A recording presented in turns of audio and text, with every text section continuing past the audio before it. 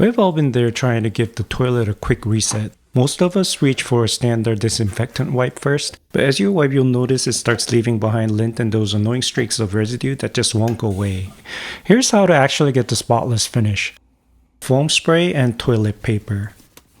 The foam is great because it stays exactly where you spray it without splashing. And unlike a wipe, toilet paper traps dirt instead of just moving it around. It cuts through the grime instantly, leaving the porcelain looking brand new. No more residue, just a smooth, high gloss shine.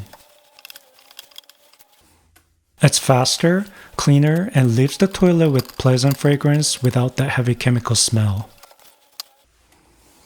It's also perfect for detailing those tight corners and the base of the toilet.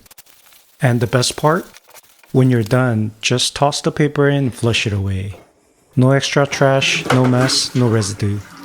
If you'd like to also check out how I quickly remove the toilet ring, click on the card at the top right side. Subscribe for more videos on living aesthetically with minimum effort. Thanks for watching, and I'll see you in the next one.